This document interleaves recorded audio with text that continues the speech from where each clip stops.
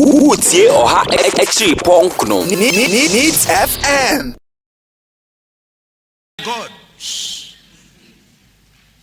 You know, respecting leaders is a good thing, because that is what is right. Once you have given people the privilege to serve you, you give them respect. But respect must be earned.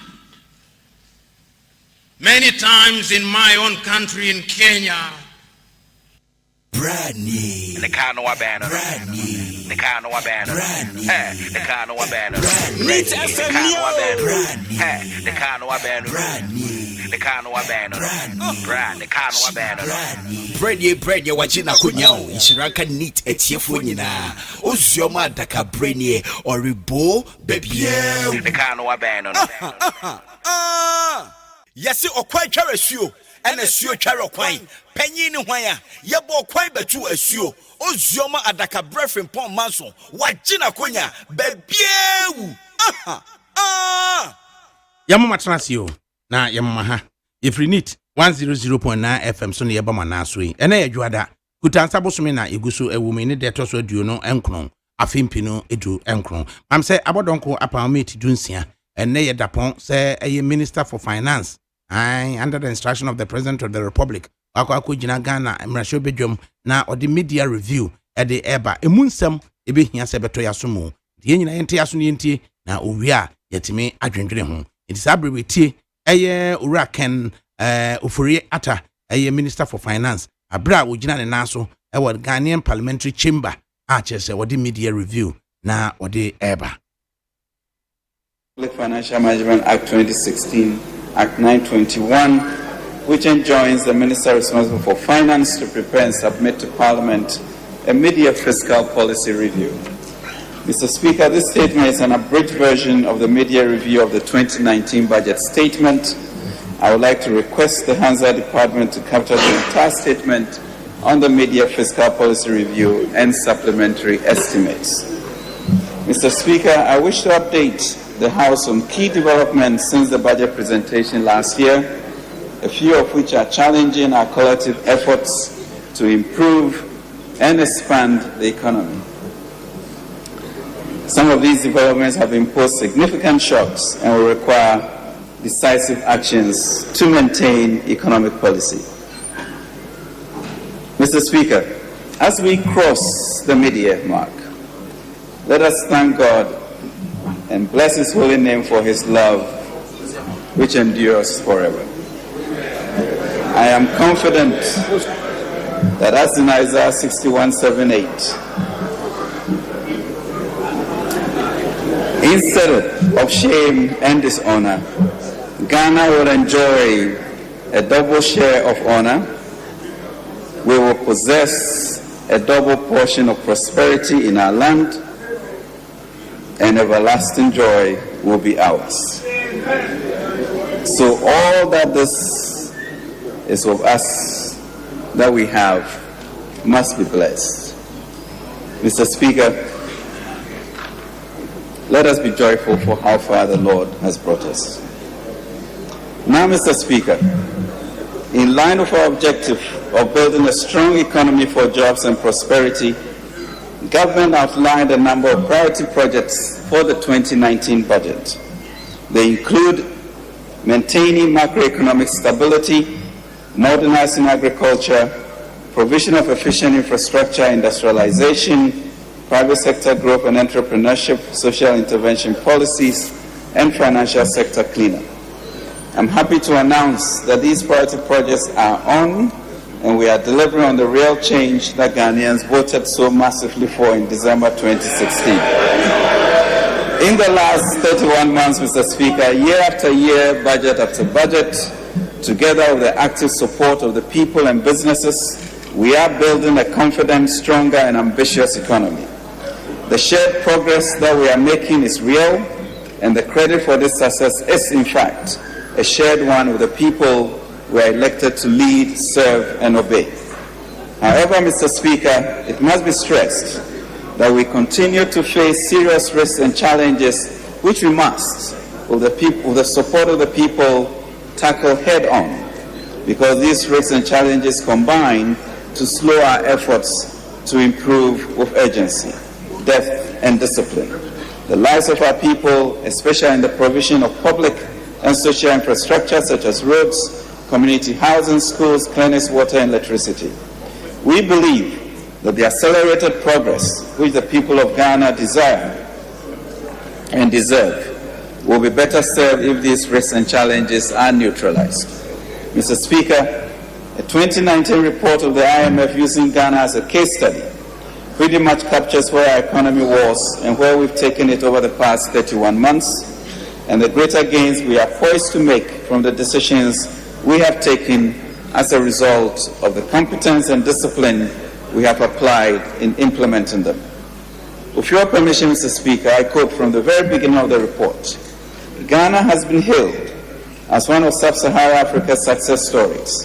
It was the first to free itself from colonial rule in 1957.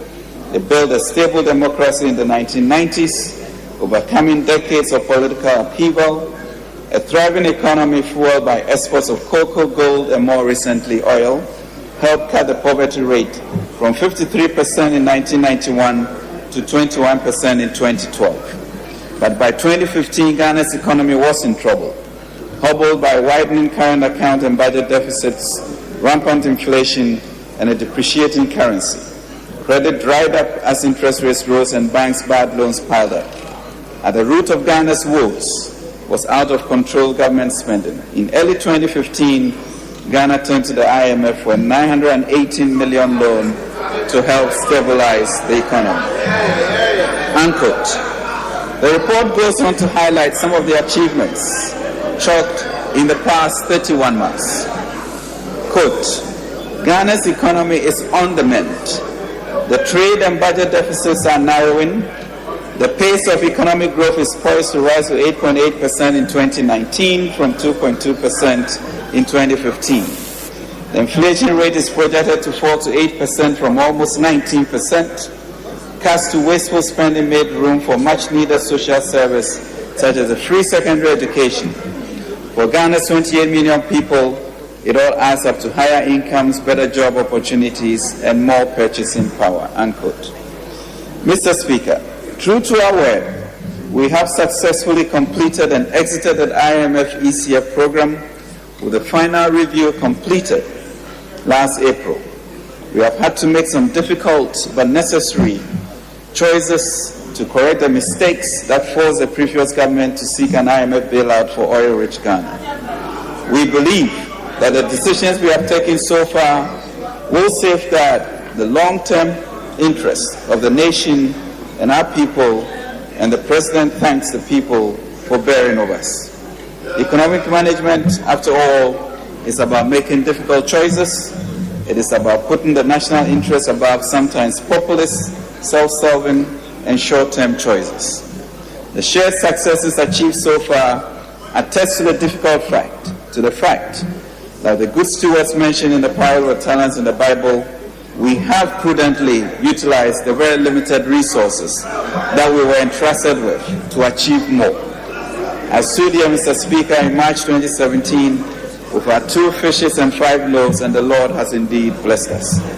Mr. Speaker, we've been able to entrench fiscal discipline through the strategic allocation of resources, efficiency in the use of public funds, as well as enhancing transparency and accountability in our management of the public purse. Candidate Akufo-Addo promised to protect the public purse, and that's exactly what we've been doing at the Treasury.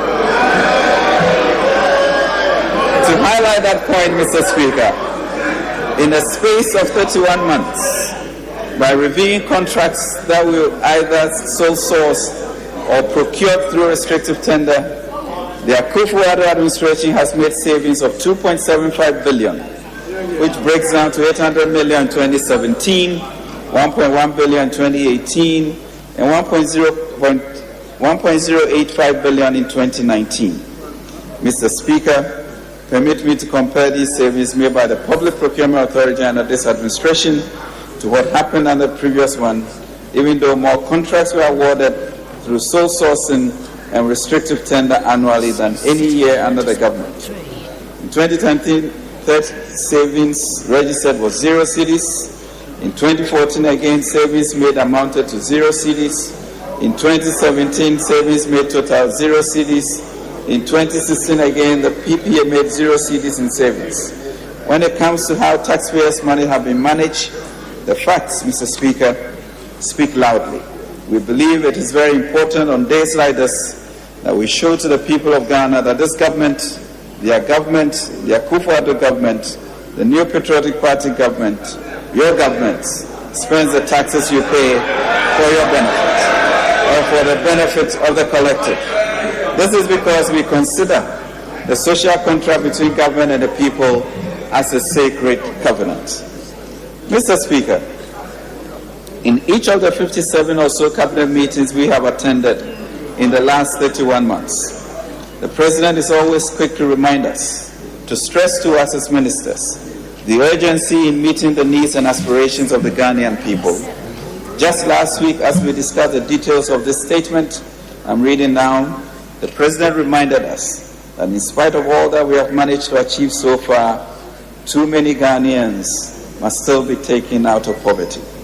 He reminded us that we are certainly not there yet, that our efforts to confront poverty, fix our roads, provide community housing, support our farmers, protect the vulnerable, offer better conditions of service to our nurses, teachers, security officers, get businesses operating optimally, we're being checked, and that we should be bolder in taking steps that will offer us the fiscal space to improve the lives of those we lead, serve, and obey. Today, I will announce the calculated and balanced measures that we intend to take with the support of this House, with essentially the aim of improving lives. Mr. Speaker, the Akufo-Addo government leads, serves, and obeys. The evidence is mindfully clear that we offer better and assured leadership in managing the Ghanaian economy. All key indicators for building a stronger economy are being effectively and are stronger now than they were 30 months ago. Inflation has dropped to single digits and dropping. Interest rates continue to drop. External payment position has strengthened. Exchange rates have been more stable. The fiscal deficit has reduced to below 5%. Real GDP growth has rebounded and remains robust. Debt to GDP ratio is below 60%. The banking sector has been rescued and recapitalized. Mr. Speaker, as a result of bold and decisive measures we took to fix the banking crisis, our banks are stronger and richer, and with the cost of borrowing dropping, banks can and should therefore do a lot more to support the growth and expansion of business, which will create more jobs under the stable environment that has been provided by government for that exercise. Mr. Speaker, we recall the last time the MPP was in government, a government in which you, Mr. Speaker, served with pride and distinction. Our financial sector expanded considerably. It was under President J. Akufo that we saw increases in the number of banks. The sector became competitive, with banks chasing ordinary workers with loan offers. This resulted in one of the highest average GDP growth rates in our country's history. We know that the foundation for growing businesses and creating jobs everywhere is a vibrant, well-governed, well-resourced, competitive financial services sector operating under a stable economic regime. That is why we could not watch the sector collapsing, even if it meant slowing down for a year or so on some of our own scheduled programs. In the recovery process, we managed to set up the Consolidated Bank Ghana Limited and capitalize it with 450 million Ghana cedis. Just this month, CBG has released funds totaling 430 million to Cocoa Board for cocoa roads. We provided funding of 11.2 billion, Mr. Speaker, to secure depositors' fund in the failed banks. The bank, the Ghana Amalgamated Trust, has provided funds to capitalize solvent indigenous banks that were struggling to meet the enhanced minimum paid-up capital of 400 million cedis. We have recently provided an additional 925 million for payouts to small depositors of the 386 microfinance institutions. Mr. Speaker, we have restored confidence in the banking system, securing the otherwise distressed deposits of some 2,655,100 customers, as well as saving over 3,000 jobs. Today, total bank assets have shot up to 112.8 billion. Growth of credit to the private sector is rebounding assuredly by 16.8% in June 2019. I'm therefore happy to announce confidently that Ghana is seeing the revival of that zealous, responsive, and at the same time responsible banking environment we had been reduced to remains. Mr. Speaker, the Akufo-Addo government is here to lead and also to serve. We are serving the people better in keeping their lights on, in getting our children into the classrooms and feeding them there, in getting our NHIS cards to work, in reducing the cost and hassle of clearing goods at our ports, in keeping our police on our streets, in helping farmers to produce more and to earn more. Mr. Speaker, again, the Akufo-Addo government is an obeying government. We trust and obey for the people who chose us to lead and to serve. It means we listen and we act responsibly and decisively in response to what people tell us. We have looked beyond the legendary Green Book of bold but many unsubstantiated claims of infrastructure projects fabricated and built, but in those beautiful pages of our predecessor's 2016 campaign. We have also heard the echoing calls of the people from across the country since the Green Book was commissioned, and their cries are to have their roads fixed. My message to all those WhatsApp videos of bad roads is this: we have heard you, we have seen them, and we are sending over the motor graders, wheel loaders, asphalt mixing plants, and road roller machines to fix your community roads, farm gate roads, and highways. We will certainly not be able to do them all within this 4-year span, but we have planned for them and have found the money to do far more than what the Green Book authors achieved. Fellow Ghanaians, I wish to plead with you and assure you to bear with us. For your obeying government, the Akufo-Addo government, will fix your roads, and we shall fix them not with words and pictures. Mr. Speaker, our underlying strategy is to grow the economy and to do so aggressively, prudently, broadly, and sustainably. This is because we know that we cannot meet the needs and aspirations of our people if we do not fix and build a strong, dynamic, and confident economy. But we cannot also build if we don't manage the growth of our expenditure and maintain the discipline and integrity that are needed to protect the public purse. We believe that every generation must pay its own share of recurrent expenditure. So for recurrent spending on education, healthcare, security, and other social spending, we should not be borrowing, as that unfairly shifts the burden on future generations. We also know that even for infrastructure spending, there is still a limit as to how much we can borrow at any given time. We are improving revenue generation. The restructuring of the Ghana Revenue Authority and the measures we have put in place to automate processes at the ports are already yielding positive results. We see a new sense of responsibility from those entrusted with collecting our taxes, and we know that they will make this country proud by keeping the tax gates and ensuring that we raise the necessary tax revenues to continue to effectively fund priority programs for the benefit of all Ghanaians. We are also determined not to spare the rod on those who offend our revenue mobilization efforts. 3 months ago, Mr. Speaker, I came here together with my colleague John Peter Meu to ask for approval, it's about 6 months ago, for the amended petroleum agreement for AGM Petroleum in the South Deepwater Tunnel Block. Since then, the Norwegian oil company has drilled 2 wells in the block, 2 more than the number of wells drilled under the previous administration. And just 2 weeks ago, AGM announced that they had discovered oil in an area called Blessing. This comes barely 6 months after ACA announced that it discovered oil after a mightily successful drilling exercise in the Deepwater Tunnel Cape 3 Points block, which was reported as the biggest find in Africa. The future is indeed brighter. All that I can say, Mr. Speaker, is that we thank God for his blessings on Ghana. Mr. Speaker, in line with our objective for 2019, government is implementing a number of programs to revamp economic and social infrastructure to support industry, facilitate business development, and deliver social services. Mr. Speaker, our industrialization and agricultural modernization drive is on track and transforming Ghana.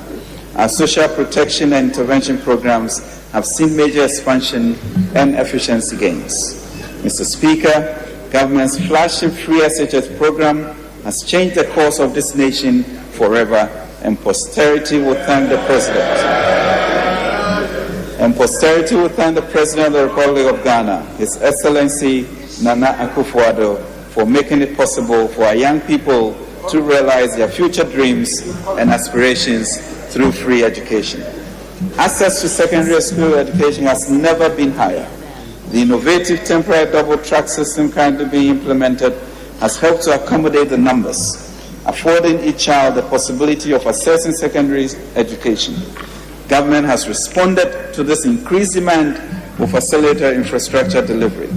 Mr. Speaker, I'm happy to announce that two schemes, National Housing and Mortgage Scheme and Affordable Housing Real Estate Investment Trust, under the Decent Homes Better Life initiative, have commenced. This initiative will provide quality affordable housing for Ghanaians, starting with public and civil servants. Mr. Speaker, the remarkable achievements over the 31 months have been noticed even beyond the shores of Ghana, setting the right tone for attracting massive support for Ghana to win the bid to host the Secretariat of the Africa Continental Free Trade Area. This is the first time Ghana is hosting a continental Africa institution, African Union institution. AFCFTA is an institution covering all African countries with a population of 1.2 billion and a GDP of 2.5 trillion US dollars. The institution will spur trade and economic growth in Africa, and with Ghana hosting the Secretariat, this would advance our goal of becoming a regional economic hub.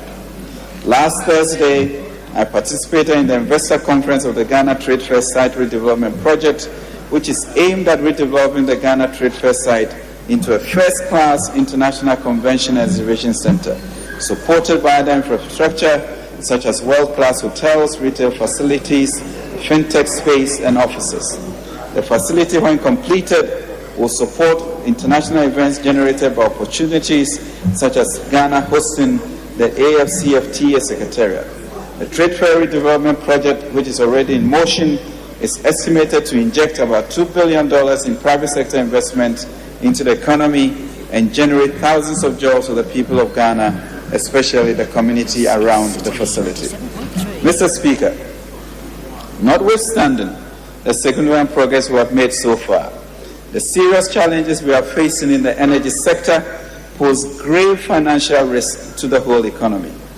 At the heart of these challenges are the obnoxious take-or-pay contracts signed by the NDC, which obligate us to pay for capacity we do not need.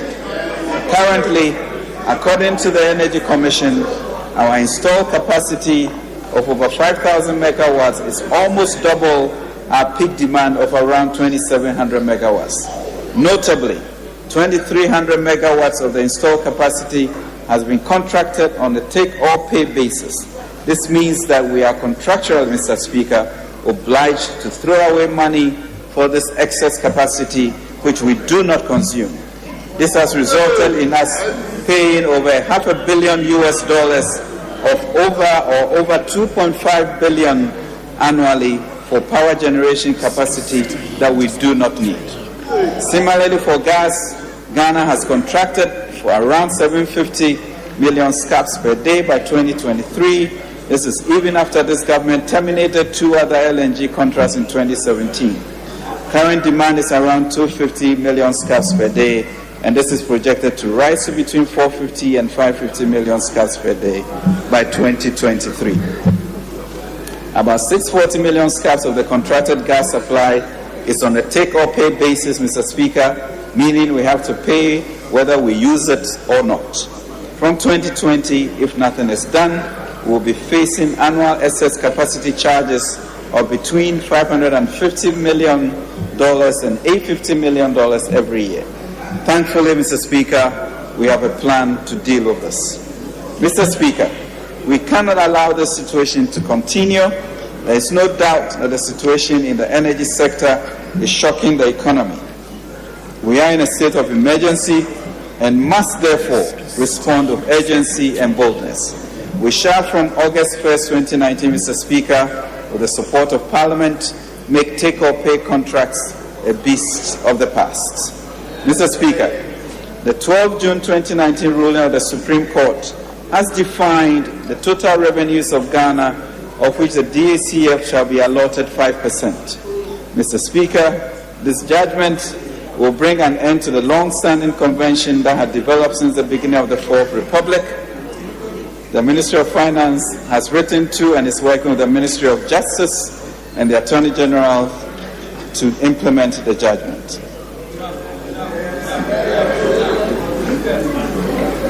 Mr. Speaker, we are proud of our relationship with labor and employers. Our social partnership agreement would enable a peaceful and shared prosperity with labor and employers. We can and must protect wages. Together, we shall maintain macroeconomic stability and revitalize industry and services. We all deserve decent wages, and we will work with labor employers to ensure that.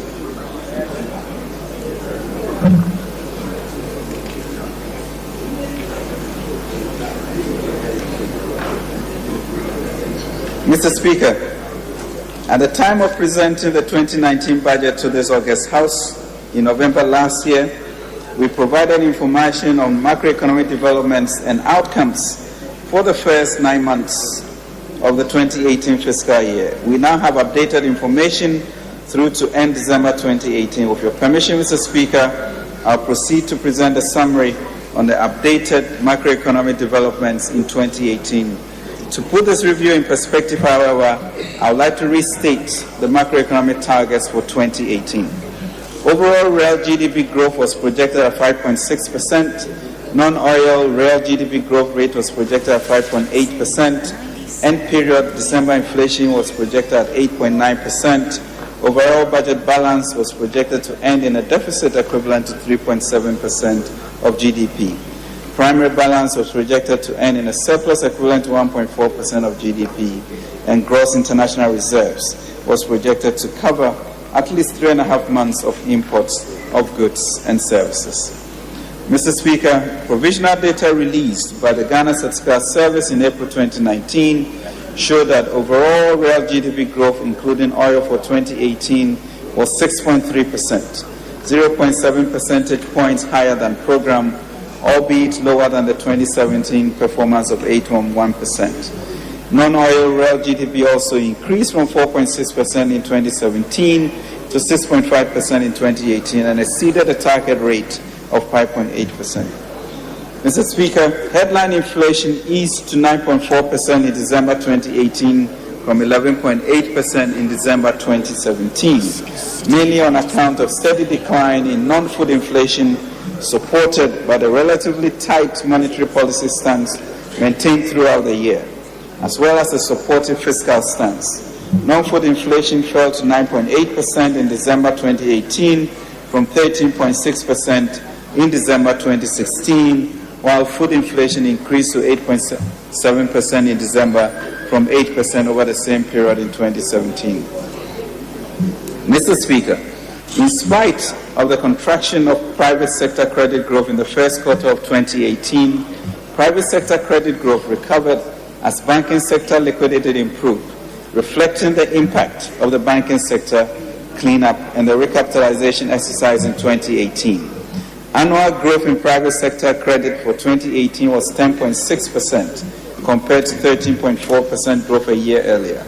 The share of total outstanding credit to the private sector is still high at 88% in 2018, down from 89.8% in 2017. Total outstanding credit to the private sector at the end of December 2018 was 37.593 billion compared to 33.987 billion cedis recorded in the corresponding period in 2017. Mr. Speaker, in line of Bank of Ghana's objective of anchoring inflationary expectations and ensuring the stability of the domestic currency, the monetary policy rate was lowered further by 300 basis points in 2018 from 20% in 2017 to 18% in March 2018 and further to 17% in June 2018 and remained unchanged for the rest of the year.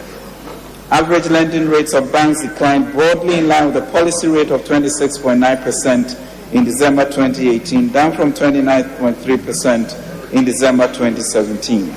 Interest rates on both short-end and medium-term government securities, however, generally trended upwards, particularly in the second half of 2018, reflecting tighter financing conditions. On the external front, the trade balance recorded a surplus in 2018 for the second consecutive year, amounting to 2.7% of GDP, supported by strong performance in crude oil exports, which benefited from both volume and price developments, and non-traditional exports. The current account, however, recorded a deficit of $2.1 billion, 3.2% of GDP in 2018, compared to $2 billion, 3.4% of GDP in 2017, as net outflows from the income account far outweighed the gains from the trade balance. The stock of gross international reserves at the end of December 2018 amounted to $7 billion, sufficient to provide cover for 3.6 months of imports of goods and services, compared to 7.6 billion or 4.3 months of imports of goods and services over the same period in 2017. Mr. Speaker, the Ghana cedi was largely stable against the major currencies in 2018, supported by improved macroeconomic fundamentals and higher foreign exchange inflows. Despite coming under pressure between April and September, the cedi recovered in the last quarter of 2018, reflecting stabilizing global environment and improved foreign flows from the cocoa syndicated loans and remittances, as well as drop in crude oil prices. On the interbank market, the cedi cumulatively depreciated in 2018 by 8.4%, 3.9%, and 3.3%, respectively, against the US dollar, the euro, and the pound sterling, compared to 4.9%, 16.2%, and 12.9% against the US dollar, the euro, and the pound sterling, respectively, in 2017. Mr. Speaker, government's fiscal operations in 2018 were broadly in line with expectations. The fiscal deficit, excluding financial sector resolution costs, declined further from 4.8% of GDP in 2017 to 3.9% in 2018. Altogether, this represents a cumulative decline of 2.6 percentage points of GDP since 2016. For the first time in many years, Mr. Speaker, the country recorded a positive primary balance for the second consecutive year, reaching 1.4% of GDP at the end of 2018. Mr. Speaker, total revenue and grants for the period amounted to 47.6 billion, equivalent to 15.8% of GDP, against the annual program target of 49 billion or 16.4% of GDP. Although some revenue handles such as personal income tax, corporate income tax, petroleum excise tax, and upstream oil and gas receipts outperformed their respective annual targets, these were not enough to offset higher revenue shortfalls from VAT, international trade taxes, and other non-tax receipts. The key reasons for the shortfalls included non-implementation of EPOS, delay in the excise tax stamp policy, lower recorded CI values of imports, non-realization of some program dividends from SOEs, delay in the sale of electromagnetic spectrum, as well as payment of telco license renewal fees. Mr. Speaker, on the expenditure front, total expenditure including arrears clearance for the period was broadly contained within budgetary constraints and amounted to 59.3 billion, 19.7% of GDP, against a target of 60 billion, 20.1% of GDP. Mr. Speaker, given the developments in revenue and expenditure, the overall budget balance registered a deficit of 11.7 billion, or 3.9% of GDP, compared to the target of 3.7% of GDP. The deficit was financed from both domestic and external sources. Total domestic financing amounted to 8.9 billion, equivalent to 3% of GDP, and constituted 84% of total financing. Foreign financing amounted to 2.7 billion, equivalent to 0.9% of GDP, against a target of 4.7 billion, or 1.6% of GDP. The primary balance recorded a surplus of 4.1 billion, equivalent to 1.4% of GDP, compared to the targeted surplus of 4.2 billion, which is also 1.4% of GDP. Mr. Speaker, in line with our fiscal operations, Ghana's gross public debt stock in nominal terms stood at $173.1 billion, or $35.9 billion at the end of 2018. This was made up of 86.2 billion, or 17.9 billion of external debt, and 86.9 billion, or 18 billion of domestic debt. Mr. Speaker, government in 2018 implemented a liability management program focusing on actively managing the public debt portfolio and minimizing refinancing risk in line with approved debt strategy. Leveraging on an improved macroeconomic environment, government earmarked a total amount of $1.25 billion US from the proceeds of the 2018 Eurobond of $2 billion for its liability management program as follows. $830 million was used to buy back part of the 2022 Eurobond. This was also the largest liability management exercise by Ghana to date. Buybacks totaling 309 million Ghana cedis were conducted to help smoothen the maturity profile of public domestic debt and reduce refinancing risk. And the maturing 2-year domestic US dollar-denominated bond of 94.6 million was fully redeemed, Mr. Speaker. Government also spent 300 million to generate liquidity on the secondary market by buying back some domestic bonds. Consequently, the tenor of the domestic debt was extended to the longer end with an amount of 4.2 billion. Mr. Speaker, I now report on the macroeconomic performance for the first half of 2019. The following macroeconomic targets were set for 2019. Overall real GDP growth of 7.6%, non-oil real GDP growth rate of 6.2%, end period inflation of 8%, overall fiscal deficit of 4.2% of GDP, primary surplus of 1.2% of GDP, and gross international reserve to cover at least 3.5 months of imports. Mr. Speaker, provisional estimates released by the Ghana Statistical Services in April 2019 show that overall real GDP growth recorded a growth rate of 6.7% in the first quarter 2019 compared to 5.4% over the same period in 2018. Growth in the non-oil sector was 6% compared to 4.2% in the corresponding period of 2018. The industry sector recorded a growth rate of 8.4% in the first quarter of 2019 compared to 10.4% during the same period in 2018. Growth in the services sector rebounded strongly to 7.2% in the first quarter of 2019 compared to 1.4% recorded during the same period of 2018, while the agri sector reduced the lowest growth of 2.2% first quarter 2019 compared to 4.7% during the same period in 2018. Mr. Speaker, in spite of the progress made to contain inflationary pressures over the past 24 months, headline inflation rose gradually from 9% in January to 9.5% in April, reflecting pass-through effects of the currency depreciation during the period. Inflation, however, declined gradually to 9.4% in May and further to 9.1% in June 2019. In line with the disinflation process, the Bank of Ghana policy rate was further reduced by 100 basis points to 16% in January 2019 and has since remained unchanged. Over the first half, the 91-day Treasury bill rate rose to 14.8% in June 2019 from 14.6% in December 2018.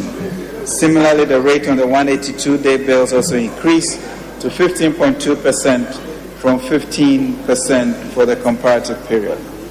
Mr. Speaker, the recapitalization exercise undertaken by Bank of Ghana, which sought to increase the stated minimum capital of banks from 120 million to 400 million, ended in December 2018 with a total of 23 banks meeting the requirements. Following the cleanup exercise, total assets of the banking sector increased by over 12% between June 2018 and June 2019. Total deposits also increased by over 22% during this period. With the rebound of the sector, banks are now poised to deploy their newly injected capital towards financial intermediation to aid the development process. Asset quality has also improved, as reflected in the declining non-performing loans ratio from 22.6% in June 2018 to 18.1% June 2019. There was also significant improvements in the bank's profitability indicators. Mr. Speaker, on the external front, provisional trade balance for the first half of 2019 show an improved trade surplus of 2.8% of GDP compared to a surplus of 1.9% of GDP in the first half of 2018. As a result, the current account recorded a marginal surplus in the first half of 2019, the first in recent times. Coupled with the significant inflows recorded by the capital and financial accounts, the overall balance of payment yielded, Mr. Speaker, a surplus of 1.9% of GDP over the review period, compared with a deficit of 0.6% of GDP recorded during the same period last year. The positive development in the external sector contributed significantly to improvements in the stock of gross international reserves to 9.9 billion at end March 2019, enough to pay for over 5 months of import of goods and services before declining to 4.3 months import cover at the end of June 2019, largely on account of energy-related debt payments and higher repatriation obligations occasioned by domestic debt interest and coupon repayments to non-resident domestic debt holders. Mr. Speaker, after experiencing some temporary pressures in February 2019, the Ghana cedi largely stabilized towards the end of the first quarter of 2019 on account of improved supply of foreign exchange, partly from the recent Eurobond issue. The cedi experienced a cumulative depreciation of 8.4% in the year to June 2019 compared to 2.4% for the corresponding period of 2018. Against the pound sterling and the euro, the cedi cumulatively depreciated by 7.6% and 7.9% respectively. Mr. Speaker, provisional fiscal data for the first half of 2019 showed that revenue mobilization fell short of target due mainly to shortfalls in customs receipts and non-oil, non-tax revenues. Although expenditures were broadly within target, the pace of execution was faster due mainly to the need to accommodate some armed program and expenses on regional border security. Mr. Speaker, these developments pushed our financing requirements above the program limits for the period to enable us to address these additional expenditure pressures. Consequently, the fiscal deficit for the period widened from a target of 2.9% of GDP to 3.3%. Mr. Speaker, total revenue and grants for the first half of the year amounted to 22.8 compared to the program target of 27 billion, resulting in a shortfall of 15.5%. This, however, represents nominal increase of 7.8% over the corresponding period in 2018. The time and the state of business before the House, under Order 140 sub 3, I order that business continues beyond irregular hours. Honorable Minister, you may continue. Thank you, Mr. Speaker. Non-oil tax revenue, comprising taxes on income and property, goods and services, and international trade, though 9.4% below target for the first half of 2019, represents an annual increase of 14.7%, with the exception of domestic VAT, petroleum excise taxes, domestic national health insurance levy, and GET fund levy, all of which outperformed their respective targets for the period. Most revenue lines underperformed their respective targets for the period, but are expected to recover in the second half of the year.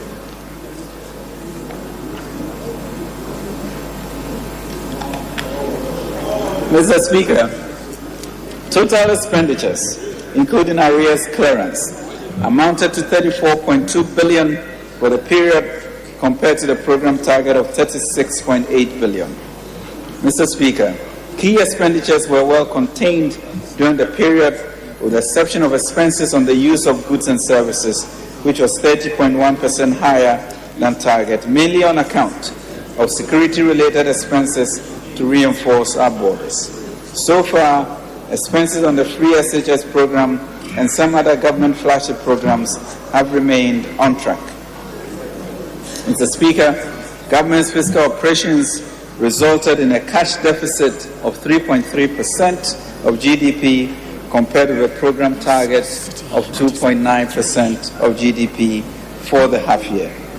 Mr. Speaker, a significant portion of the deficit was financed from foreign sources at 1.3%, including proceeds from the 2019 Eurobond issuance, which raised a total of $3 billion in 7-year, 12-year, and 31-year Eurobonds of $750 million, $1.25 billion, and $1 billion respectively. Domestic financing of the deficit, including market operation, constituted a remaining 18.7%. The primary balance recorded a deficit equivalent to 0.8% of GDP against a deficit target of 0.1% of GDP for the period. Mr. Speaker, the gross public debt stock in nominal terms stood at $204 billion as at end of June 2019, representing 59.2% of GDP. The increase was mainly as a result of front-loading the financing requirements for 2019 in the first quarter. Debt accumulation in the subsequent quarters is expected to ease downwards and stabilize. The share of the external debt stock increased from 50.2% at end December 2018 to 52.8% at the end of June 2019, mainly driven by the issuance of Eurobonds of $3 billion in March. The IMF also disbursed an amount of SDR 132.4 million SDRs, equivalent to 184.3 million US dollars. In March 2019, after their 7th and 8th reviews of the Extended Credit Facility Program. On account of these two major inflows, a net amount of $2.9 billion US dollars, equivalent to approximately $14.8 billion, was added to the debt stock. The increase in external debt stock amounted to $23.8 billion between December 2018 and June 2019, reflecting a volume transaction of $14.8 billion and exchange rate depreciation of 9 billion Ghana cedis. Mr. Speaker, in line with the approval of this August House, government did raise a total of $3 billion in the 7, 12-year and 31-year Eurobonds of $750 billion, $1.25 billion, and $1 billion respectively. The 7-year, 12-year, and 31-year bonds were priced at 7.6875%, 8.125%, and 8.950% respectively. The 2019 Eurobond issue was significant in two respects, Mr. Speaker. It was the first ever triple tranche Eurobond offering by Ghana and also the largest by sub-Saharan Africa country, excluding South Africa, and the largest the longest maturity of 31 years in Africa as we trend forward towards our century bond.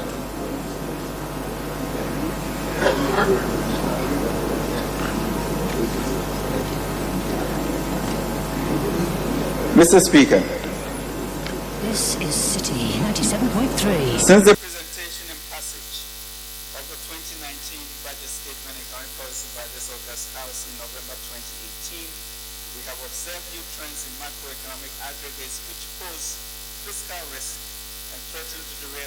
fiscal efforts if necessary corrective policy measures are not timely applied. Mr. Speaker, among other things, the following developments have warranted a revision to the 2019 macroeconomic framework. Relatively weak performance of the Ghana cedi against the US dollar, driven largely by external pressures, especially in the first quarter of 2019. The Ghana cedi depreciated cumulatively by 8.4% through end June 2019. Lower than program total revenue and grants, faster rate of expenditure execution of 92.2% relative to a revenue mobilization performance rates of 84.5% for the first half year of 2019. Crystallization of energy sector related contingent liabilities which were not programmed into the 2019 budget and expenditures on regional security related concerns and lower than projected crude oil and gas volumes. Mr. Speaker, in view of these developments and consistent with Section 28(2)(d) of Act 921, the 2019 GDP projections, as well as the 2019 fiscal framework, has been revised to safeguard our public finances. Real GDP growth rate has been revised downwards from 7.6% to 7.1% on the back of a relatively larger GDP base for 2018, as well as the lower projected crude oil and gas volumes. Mr. Speaker, to enable government to take precautionary measures in response to emerging regional security concerns arising from developments in the region, the fiscal framework has been recalibrated to accommodate an overall budget deficit equivalent to 4.5% of GDP. This is 0.3 percentage points higher than the fiscal deficit target of 4.2% of GDP approved previously in November 2018 by honorable members. Mr. Speaker, this still remains responsibly below the 5% ceiling we have legally set for ourselves, and we intend to honor it. Mr. Speaker, this notwithstanding, the fiscal outlook for the remaining half of the year remains sound, even in the midst of strong domestic headwinds. The revised 2019 fiscal framework has carefully considered some measures in the second half of the year to safeguard the revised deficit target of 4.5% of GDP. We are therefore confident that the implementation of these fiscal measures will enable government to contain the fiscal deficit within the Fiscal Responsibility Act threshold of 5% of GDP. The fiscal measures are specifically geared towards improving domestic revenue mobilization, reining in expenditures, as well as addressing some critical protracted structural issues in the energy sector. Financing of the fiscal deficit for the second half of the year will be a balanced blend of foreign and domestic financing resources. Expectations are that a World Bank Development Policy Operation Facility, DPO, estimated at 500 million, an increase from 250 million, will be approved by this august House for disbursement in the second half of the year. Domestic financing is expected to moderate in the second half of the year, given the sizable front-loading of financing requirement in the first half of the year, which were funded from this source. Proceeds from the monetization of mineral royalties is also expected to moderate domestic borrowing in the second half. Mr. Speaker, the revised total revenue and grants is 58.9 billion, 0.01 percentage point lower than the original 2019 budget estimate of 58.9049 billion. Of this amount, non-oil tax revenue projected at 43.1 billion and is expected to be boosted by stronger performance from higher corporate income taxes, petroleum excise taxes, and domestic VAT in the second half of the year. The effect of the reduction in the benchmark import values, which became effective from April 2019, will be mitigated by enhanced trade tax compliance following the introduction of additional efficiency measures at the ports, including operations by MPS Limited. Non-tax revenues are expected to be enhanced by the proceeds from the sale of electromagnetic spectrum as well as fees from the renewal of telcos. Mr. Speaker, total expenditures, including arrears clearance for the year, is now estimated to be 74.6 billion, about 1.6% higher than the 2019 budget estimate of 73.4 billion. Upward adjustments to interest payments reflect partly the effect of a higher exchange rate than programmed, as well as higher net domestic borrowings to meet some regional emergency security and energy expenses in the first half of the year. Additionally, upward adjustment in projected expenditures for goods and services are to meet critical expenses on security, among others. Mr. Speaker, the revised overall budget deficit is therefore programmed at 4.5% of GDP. This deficit target is consistent with our debt sustainability analysis for 2019 and the medium term. The estimated World Bank DPO facility of $500 million and the proceeds from the monetization of mineral royalties are expected to moderate domestic borrowing in the second half of the year. Mr. Speaker, the crystallization of energy sector contingent liabilities in respect of take-or-pay contract obligations with independent power producers, estimated at $5.1 billion for 2019, is being amortized. Thus increasing the requirements for external amortization above the amount originally provisioned for in the 2019 budget. Mr. Speaker, as a result of these revisions to the 2019 fiscal framework, the 2019 appropriation of $78,771,833,602.12 cedis that was approved by this August House in November 2018 will not be adequate to cater for the additional program needs, which would increase the total appropriation to $85,142,189,527.4 cedis.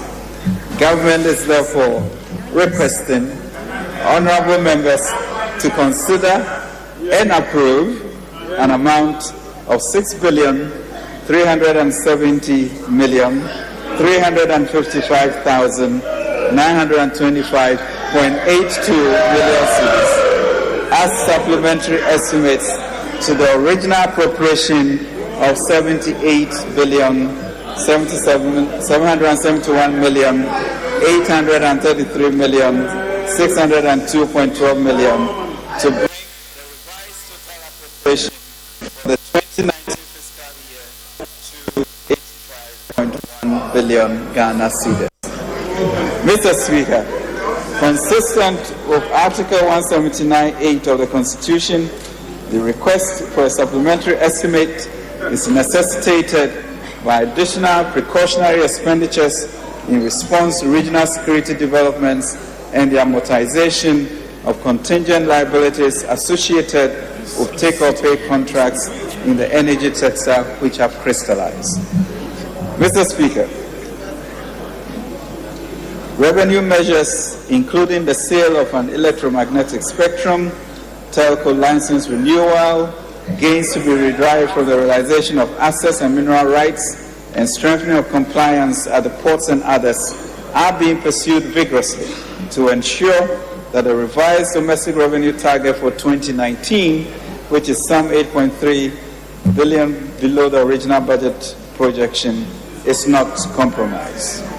Mr. Speaker, as part of government resolve to ensure that the 2019 budget is implemented as planned, the following additional revenue measures are being proposed for the consideration and approval by honorable members. Energy sector levies. The Energy Sector Levies Act 2015, Act 899, restructured, rationalized, and consolidated all the revenue legislation relating to the energy sector into one law. The object was to dedicate the levies to the energy sector and to promote prudent and efficient utilization of the revenue, as well as facilitate sustainable long-term investments in the energy sector to enhance availability, regularity, and reliability of supply. The dedication of these consolidated levies was to improve the poor balance sheets of the power sector utilities and relieve government of the pressures of the sector in terms of reduced reliance on Ministry of Finance occasional direct funding. The sector, however, continues to be exposed due to the recurring debts and the inherited take-or-pay contracts. At the inception of the Act, it was estimated that approximately 24% of the ex-farm price of fuel will adequately cover the required financing. This percentage has dwindled over the years and is currently about 17% due to inflation and currency depreciation. With this mid-year review, Mr. Speaker, government is proposing an upward adjustment in the road fund levy, the energy debt recovery levy, and the price stabilization and recovery levy to bring the ratios close to 21% to help bridge the financing requirements. Communication service tax. The communication service tax was introduced in 2008 at an ad valorem rate of 6%. The tax is levied on charges payable by consumers for the use of communication services. Government proposes to increase the tax. Government proposes to increase the tax to 9% to develop the foundation for the creation of a viable technology ecosystem in the country from 6%. This will comprise, among others, putting in systems to identify and combat cybercrime, protect users of information technology, and combat money laundering and other financial crimes. The increase will not be earmarked, however. The sharing ratio will be adjusted in such a manner that the National Youth Employment Program continue to receive the same proportion as they are currently receiving. Mr. Speaker, review of luxury vehicles levy. Government in 2018 introduced the luxury vehicles levy to raise revenue. We have noted suggestions from the general public on the implementation of this tax, and Mr. Speaker, as a listening government, we are proposing to the House the withdrawal of the luxury tax levy.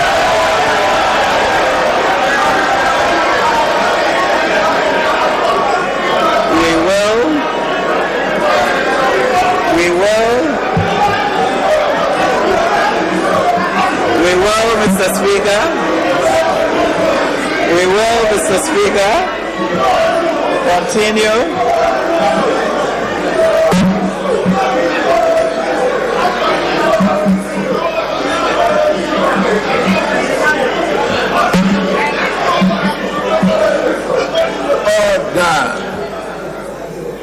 We will, Mr. Speaker, continue to improve compliance. All decided no placards.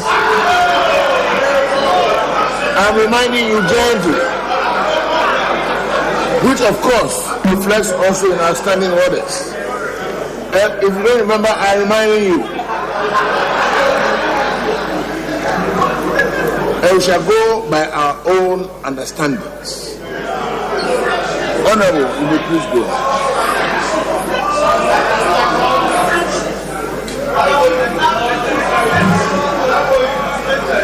We will, Mr. Speaker, continue to improve compliance, expand the tax nets, and explore other innovative sources of raising revenue.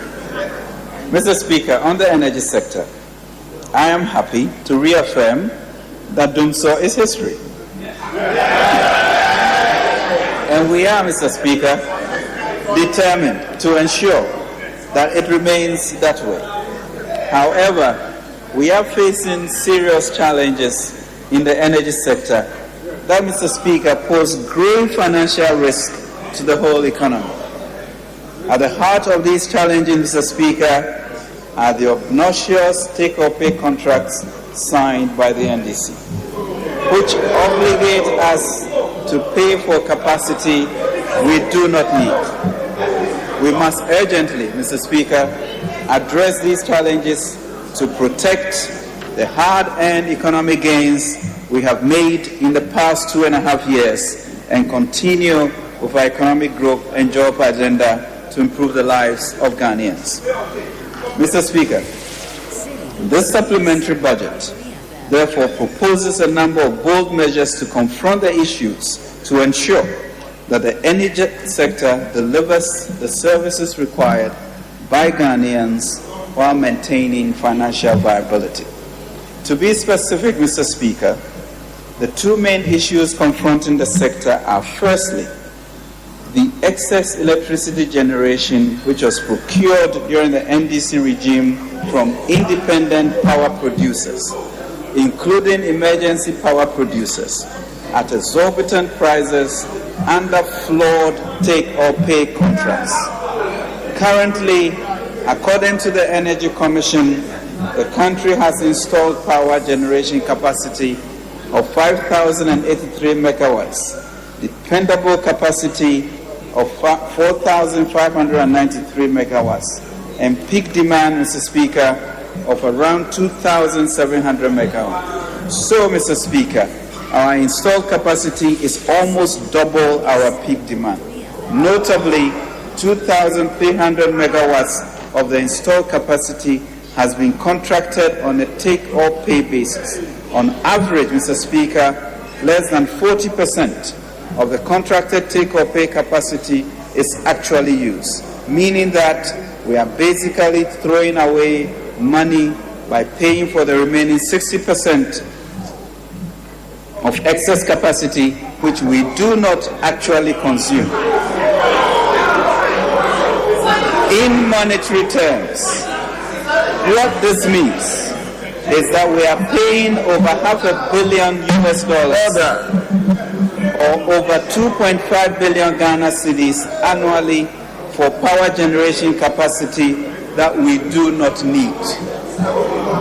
Regarding gas, Ghana has contracted for around 750 million scf per day by 2023. Current demand is around 250 million scf per day, and this is projected to rise to between 450 and 550 million scf per day by 2023. All things being equal, there is projected oversupply of 200 to 300 million scf per day by 2023. About 640 million scf a day of the contracted gas supply is on take-or-pay basis, meaning we have again to pay whether we use it or not. From 2020, we will be facing annual excess gas capacity charges of between 550 million and 850 million each year.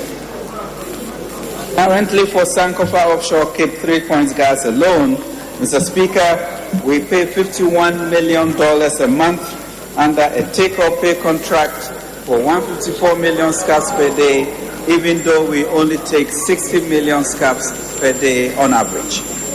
Additionally, there are still other challenges in the energy sector, including electricity tariffs that do not cover the cost of non-portfolio power purchase agreements, low collection, high technical and commercial losses, absence of a proper system for measuring and paying for the cost of power for street lighting, non-payment of utility bills by MDAs, and a high level of net sector arrears of 2.7 billion as of January 2019. Mr. Speaker, the total cost in the energy sector that government had to cover in 2018 amounted to $520 million. However, by end June this year, government had made total payments of $604 million US, equivalent to Ghana 3.14 billion. And if we do not urgently address the problems in the sector, the projected government payments in 2019 will be at least US $1 billion, 5.2 billion Ghana cedis. Our top technical experts, assisted by counterparts on the World Bank, have subjected the energy sector to a thorough analysis and produced the Energy Sector Reform Program, which identifies the key issues in the sector and proposes solutions.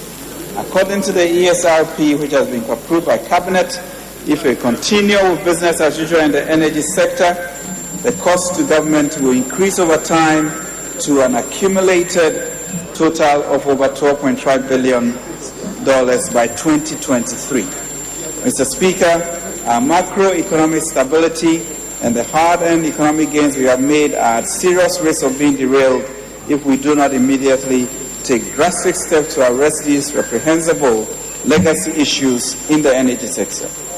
Just to put this in context, the over $1 billion equivalent extraordinary payment that government is having to make in the energy sector this year and on an ongoing basis, if not addressed, is more than 2 times the amount of all government social expenditure on goods and services, which includes free SHS, our school feeding program, our LEAP program.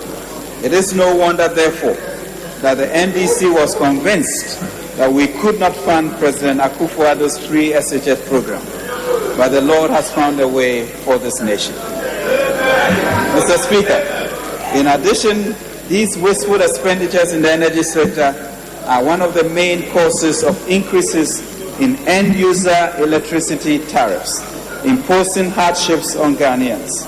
Similarly, these tariffs makes Ghana uncompetitive for manufacturing, thus holding back our industrialization and job creation agenda. What is more, these wasteful payments are putting pressure on our foreign currency reserves and on the exchange rate. Mr. Speaker, in investment banking parlance, the NDC government's parting shot was an energy sector poison pill.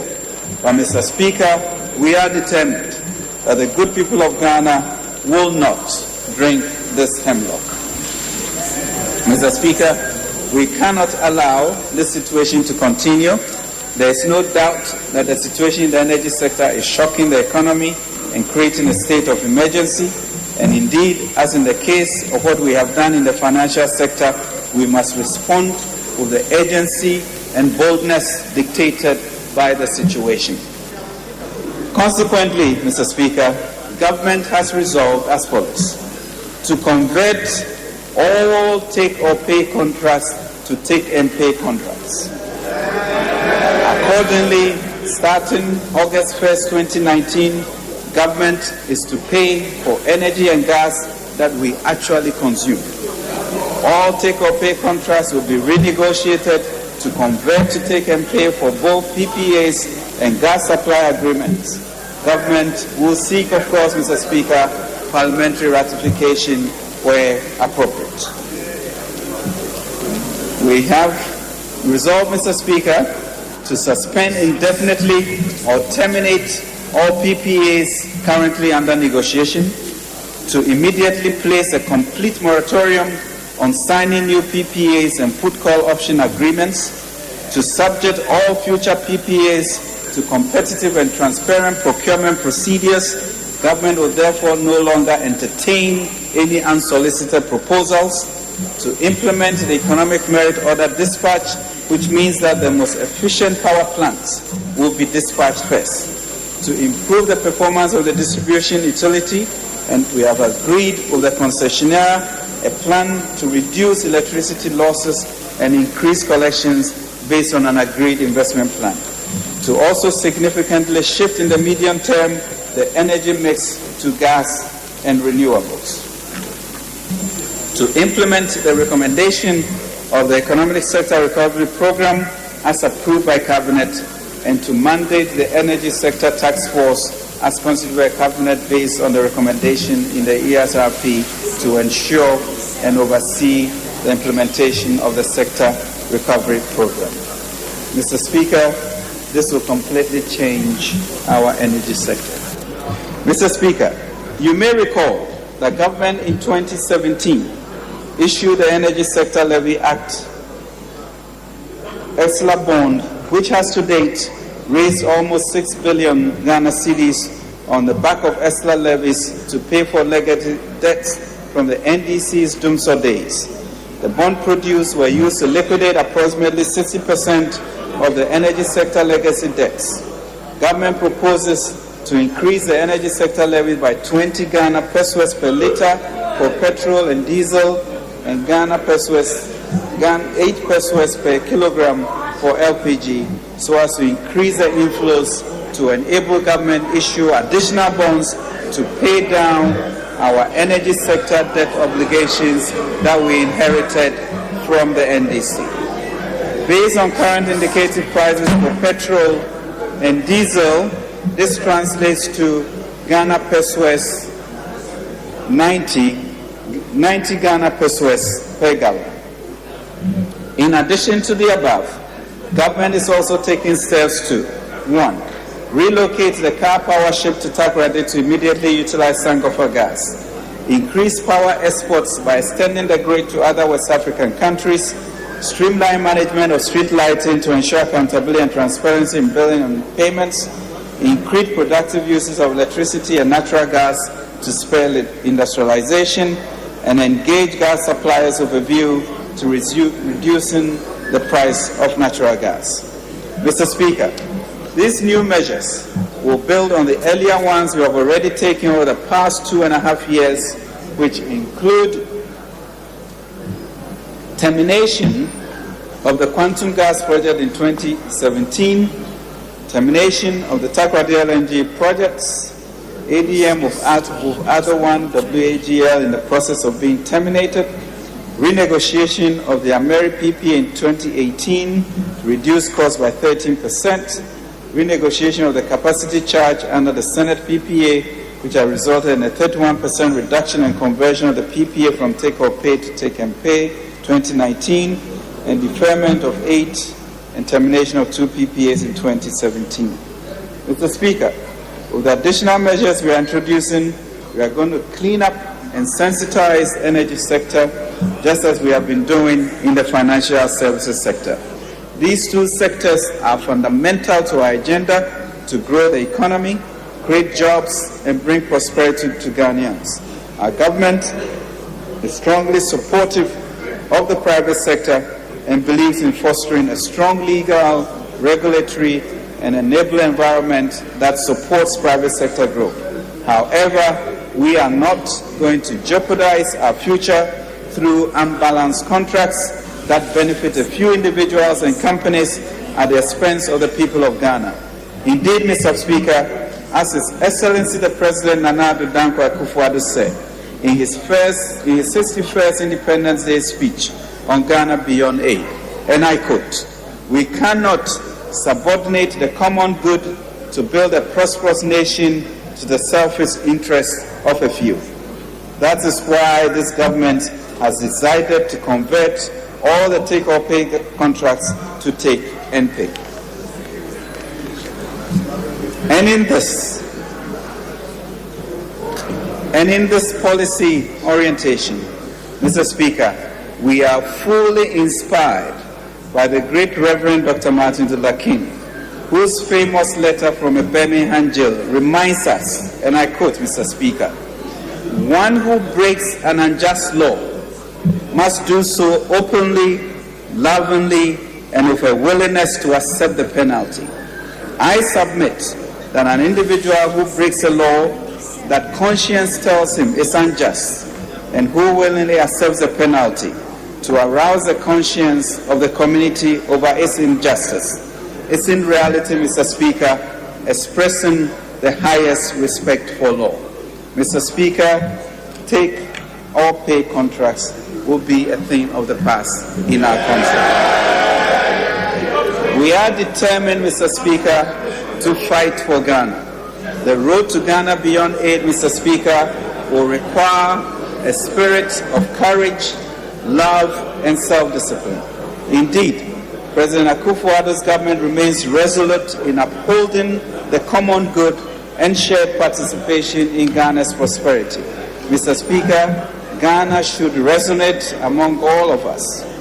Ghana First should resonate among all of us as one people with a common destiny. Mr. Speaker, the soundness of our financial system is essential for achieving macroeconomic stability and growth. In addition, for providing substantial employment, banks, specialized deposit-taking institutions, and fund management companies as providers of credit, liquidity, and investment play a critical role in the effective functioning of our economy. Mr. Speaker, the Bank of Ghana's bold and heroic measures over the past 2 years to clean up the banking and SDI sectors involve the revocation of licenses of 9 universal banks, 347 microfinance companies, of which 155 had already ceased operation, and 39 microcredit companies, money lenders, 10 of which had already ceased operation. These massive failures, Mr. Speaker, brought about by several years of an unsustainable licensing regime which lowered standards for entry into the banking and SDI sectors, as well as poor supervision and enforcement from the central bank. This was compounded by poor corporate governance and risk management practices, family and friends managing and influencing banks, abuse of related party relations, and unsustainable business models.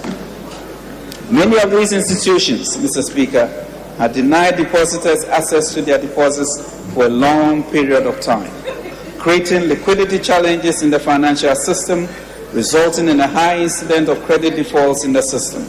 The threats posed to the stability of the financial system and the economy at large were enormous, justifying the bold actions taken by the Governor and the Bank of Ghana.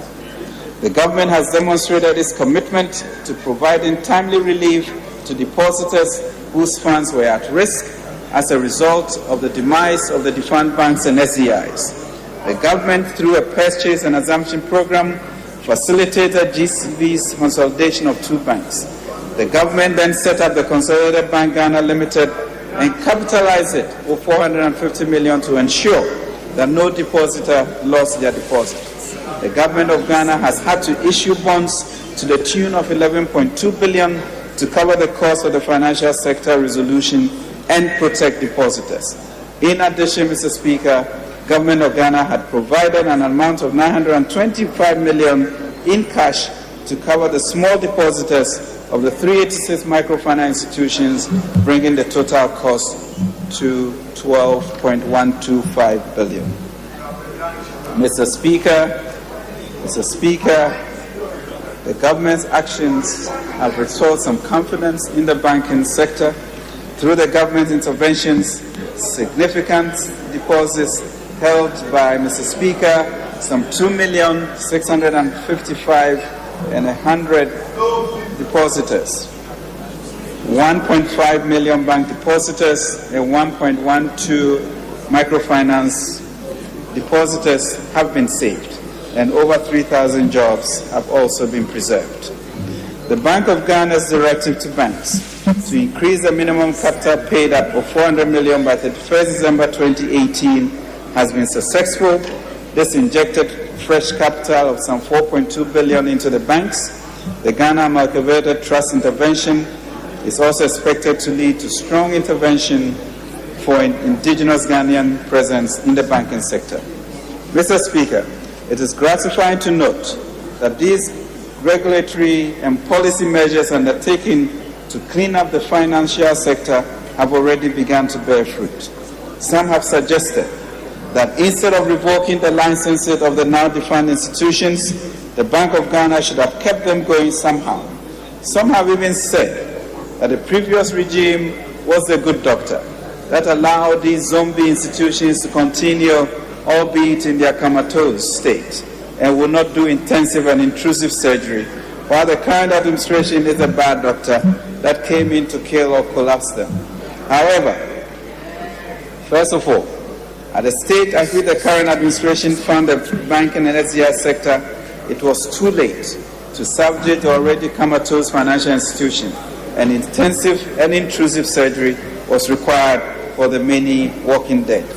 Secondly, Mr. Speaker, the failure of these institutions was caused primarily by poor governance, lax oversight by boards of directors and the Banking Supervision Division, unlawful behavior of shareholders and related and connected parties who had plundered these banks' deposits and resources. Thirdly, continuing to support these failing institutions would have been creating a moral hazard for bank shareholders, directors, and managers whose actions or inactions would have been rewarded by the taxpayer. By revoking the licenses of these insolvent institutions, the Bank of Ghana was acting according to its legal imperative and did so in a manner that preserved depositors' funds, saved a significant amount of jobs. And let me be very clear here, Mr. Speaker. We were at the precipice of a major fiscal meltdown, and let no one indulge in self-serving oratory. The end cost, Mr. Speaker, may be anywhere from $3 to $4 billion equivalent, a poison pill from the previous government that we are having to clean up. Mr. Speaker, the deregulation of the defined institutions is progressing, albeit with impediments from persons whose unlawful actions were associated with the failure of these institutions, having the audacity to seek legal cover. The government financial interventions in the cleanup exercise were only a stopgap measure necessary to help mitigate the socioeconomic impacts of the failure of the relevant financial institutions. It is imperative that we all support the recovery of assets from persons who misappropriated or borrowed funds from these institutions and have failed or refused to pay back in order that the liabilities left behind can be settled. To the extent of any recoveries made by the receivers of these institutions, government expects to recoup these amounts that are spent so far to provide relief to depositors. This will go a long way, Mr. Speaker, to enable government finance other priorities for our socio-economic needs. Mr. Speaker, government continues to support effective regulation of the financial sector. We are confident the Financial Stability Council, recently established and inaugurated by His Excellency the President, will work assiduously to promote a resilient financial system that supports our economic growth agenda. We are also fully committed to supporting the organization of the Ghana Deposit Protection Scheme in September 2019 to further protect the interests of depositors. Mr. Speaker, as announced in the 2018 budget, the government has started the National Housing and Mortgage Finance Initiative. The objective of this initiative, Decent Homes, Better Life, is to provide quality housing to all citizens, starting with public and civil servants. Two of the schemes under the initiative, National Housing and Mortgage Scheme and Affordable Housing Real Estate Trust, have commenced. Mr. Speaker, under the NHMS, funds have been released to 3 participating banks, GCB Bank, Stanbic, and Republic Bank, to commence the pilot phase of the housing and mortgage program. The NHMS, in collaboration with the Ministry of Employment and Labor Relations, is building a pipeline of potential home owners to participate in the scheme.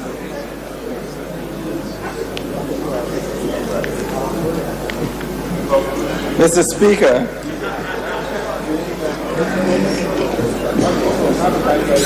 in line with the President's vision encapsulated in the Coordinated Program of Economic and Social Development and the Medium-Term Development Plan Agenda for Jobs, Creating Prosperity and Equal Opportunity for All Ghanaians, government is pursuing various policy interventions and flagship programs to pave the way for accelerated socio-economic transformation of this country.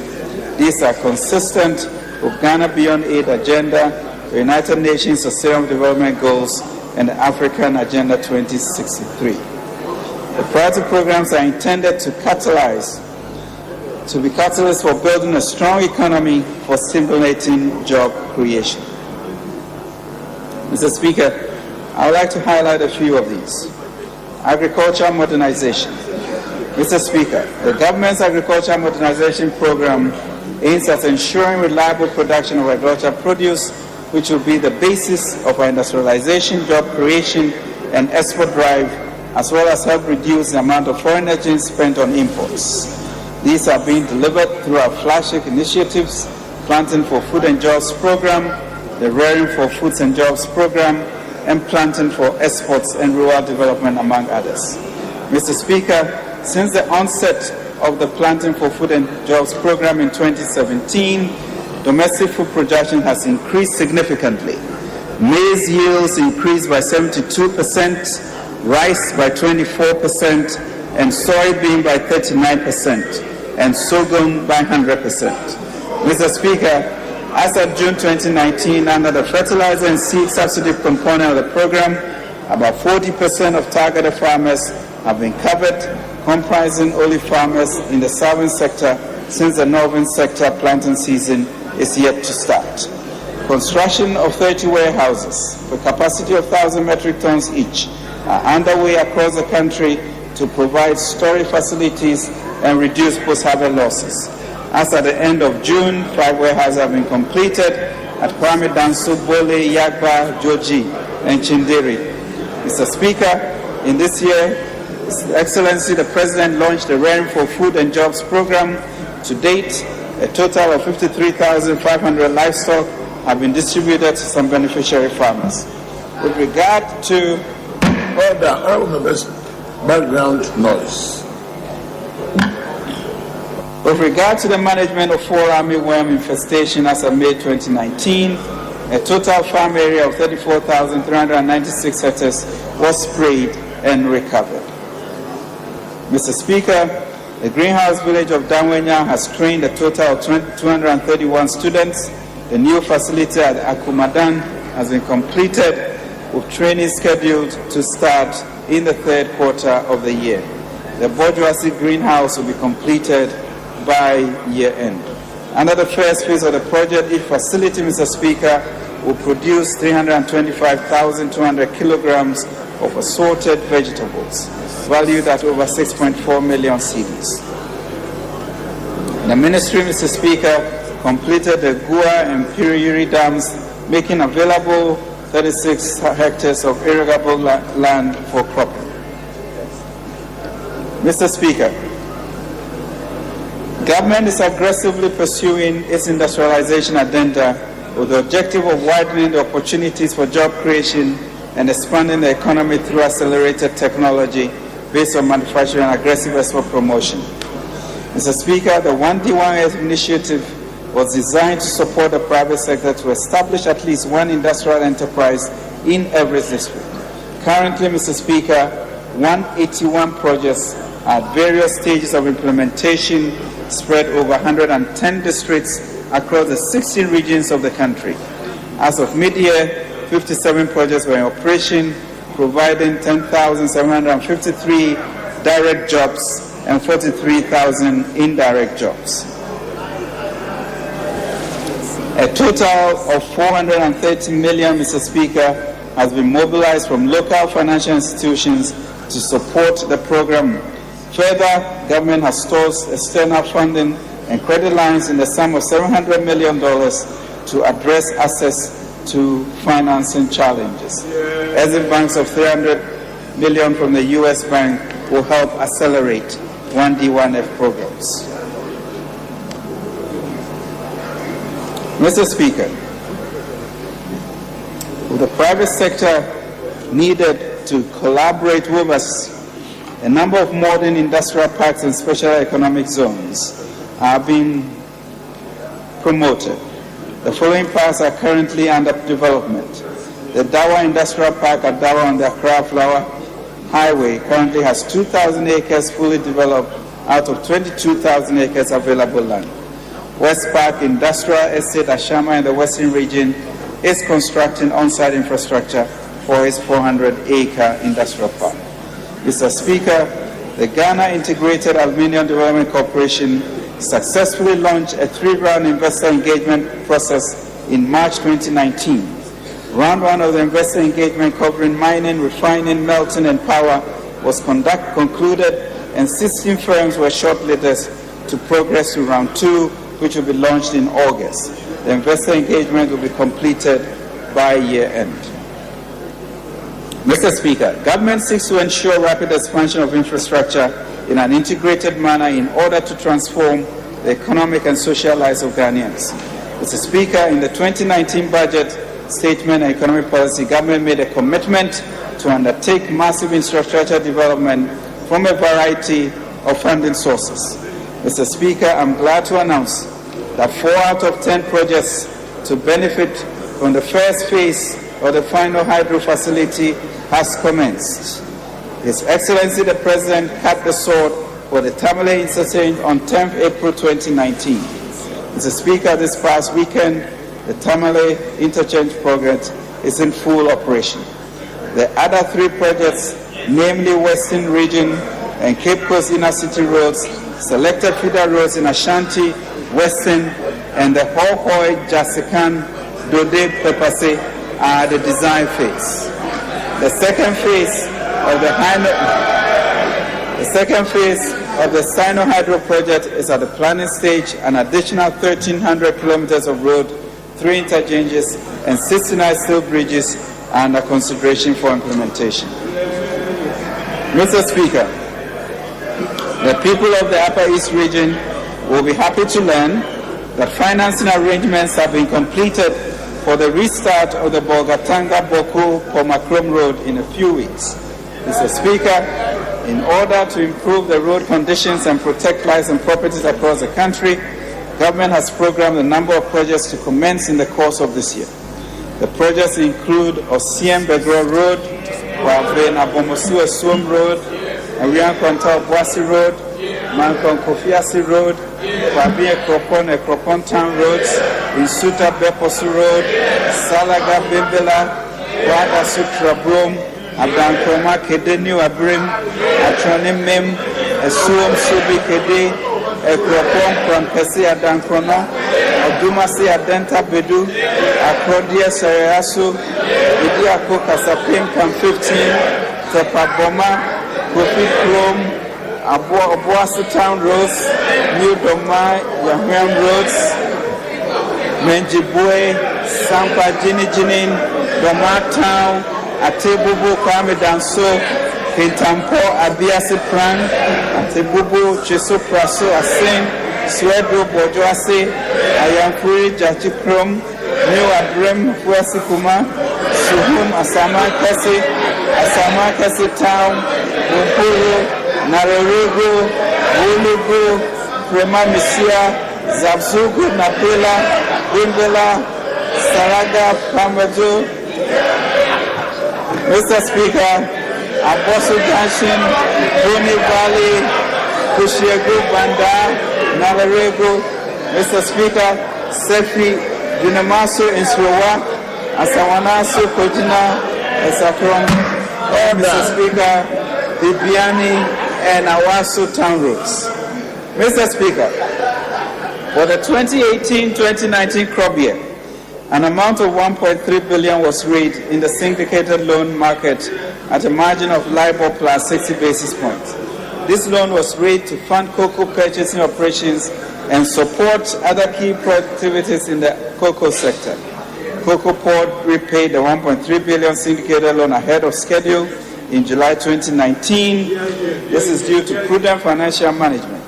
For the 2019-2020 season, an amount of 1.3 billion will be syndicated by Cocoa Board for cocoa purchasing operations.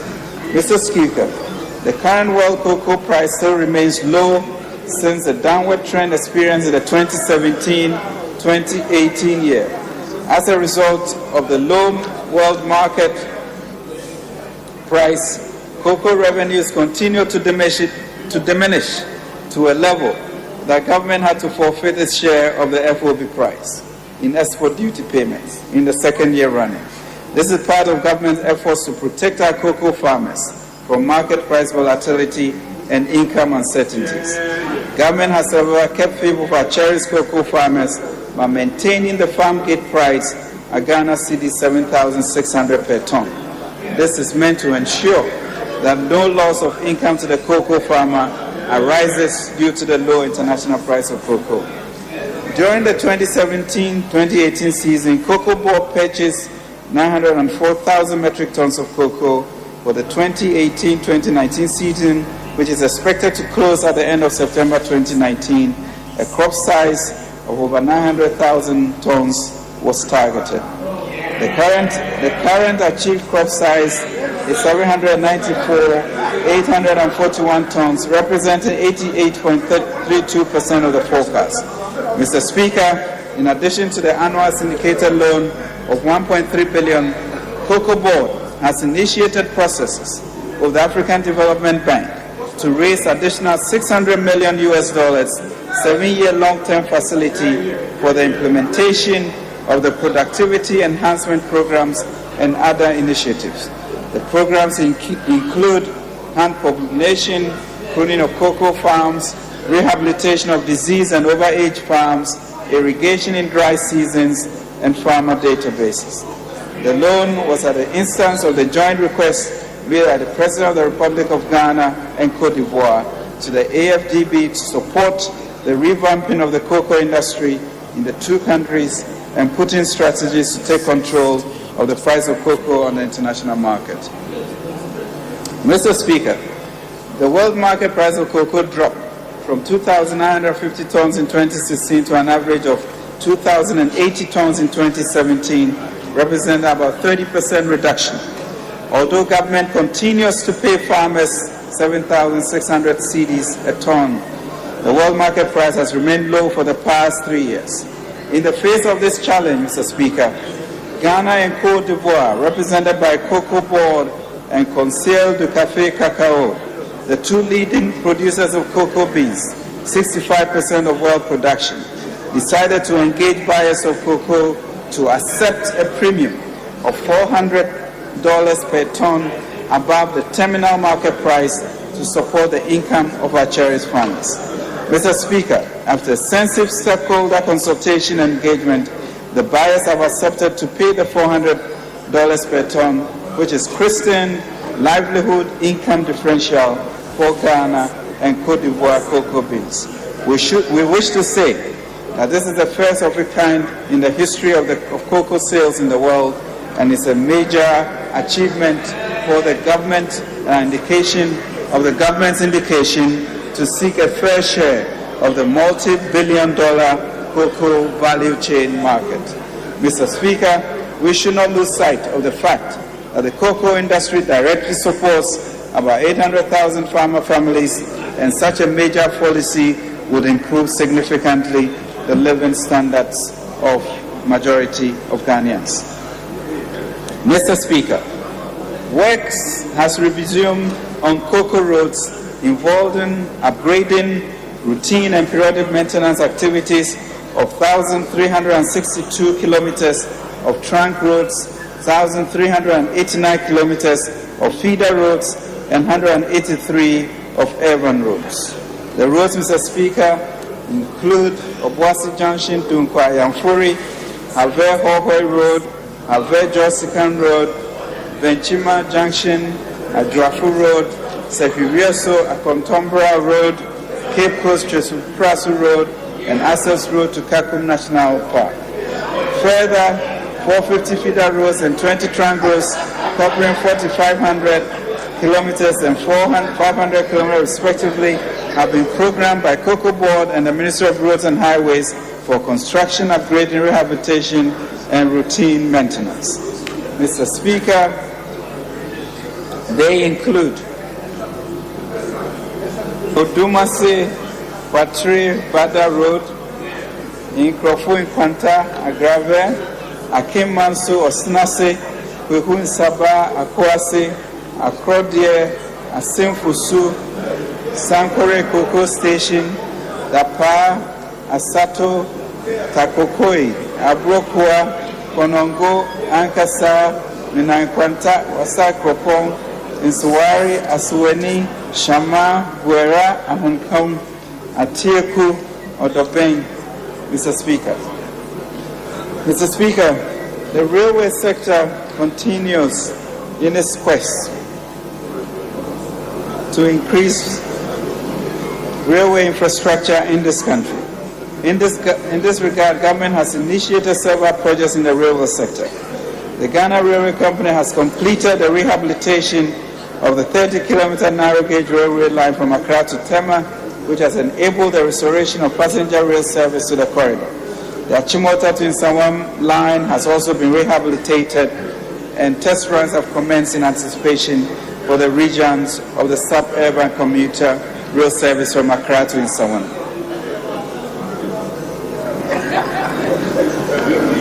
Mr. Speaker,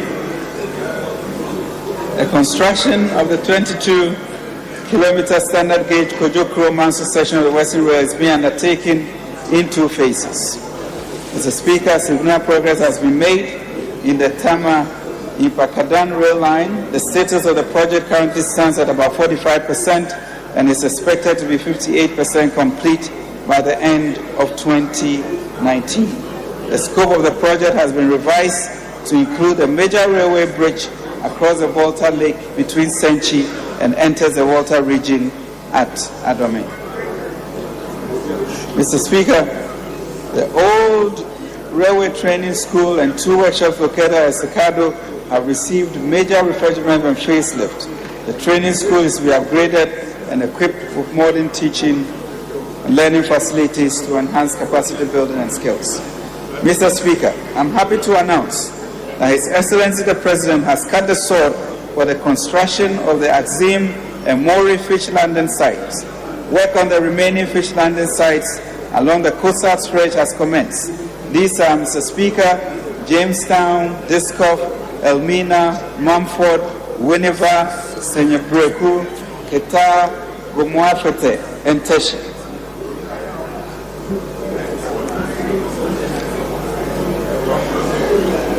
Mr. Speaker, our infrastructure for poverty eradication project continues. Our FDAM projects are continuing. 50 prefabricated warehouses have been constructed. 1,000 community mechanized solar-powered water system will be completed in September, and the construction of 50 rural markets and 2 mechan houses to commence before year end.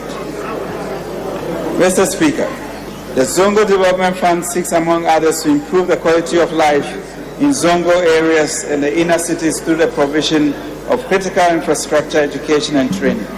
Mr. Speaker, a number of projects are ongoing: construction of water systems, access roads, alleyways, Bailey bridges, schools, and institutional toilets. In addition, Mr. Speaker, infrastructure in the communities, 250 youth in Accra and Kumasi have benefited from this, and 500 women have been trained in entrepreneurship and business development under the Zongo Cuisine Promotion Program. Mr. Speaker, with regards to sanitation and water, the President's vision of making Accra the cleanest city in Africa, and by extension to all the regions, is going to be executed. Mr. Speaker, to facilitate the proper disposal of solid waste, 2,000 public litter bins are being placed at vantage points in all of Accra, and 3,000 additional to other places. Mr. Speaker, Greater Accra Metropolitan Project, 22,500 household toilets, benefiting 180,000 low-income beneficiaries, and 200,000 school pupils have been completed. The construction of high-capacity storm drains at Kaneshi Fertile to address the perennial flooding of the area is also ongoing. Mr. Speaker, Mr. Speaker,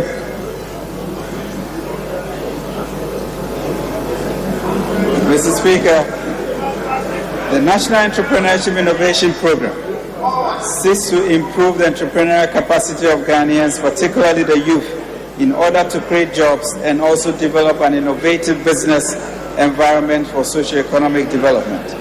Mr. Speaker, under the Green Business Initiative, 75 greenhouses have been built for young entrepreneurs, Mr. Speaker, and 30,000 university students are participating in entrepreneurship clubs across the country. With regards to the Mascot progress, Mr. Speaker, the Mascot loan recovery rate has improved from 22% in 2016 to 65%, and further funds are being found for them. Mr. Speaker, the Free SHF program is currently in its 2nd year of implementation. A total of 432,791 first-year students were enrolled for the 2018-2019 academic year, representing a 19.5% increase over the previous year's figure of 362,108. This brings the total number of beneficiaries, Mr. Speaker, to 794,899 since the inception of the free SHH program. In September 2019, the third cohort of the senior high school students will be enrolled, Mr. Speaker, making senior high school free for all for the first time in our history.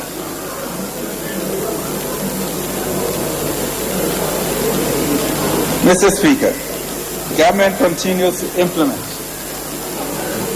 the programs to ensure Ghana achieves universal health coverage, the extension of specialized outreach services to the community levels. Mr. Speaker, due to deliberate government action to improve human resource base in the health sector, the nurse to patient ratio in the country has reached 1 to 839, which is superior to the WHO benchmark of 1 to 1,000. Government has also since 2017 restored the nursing training allowance. The first and quarter allowances for 2019 were paid to a total of 51,000 trainees.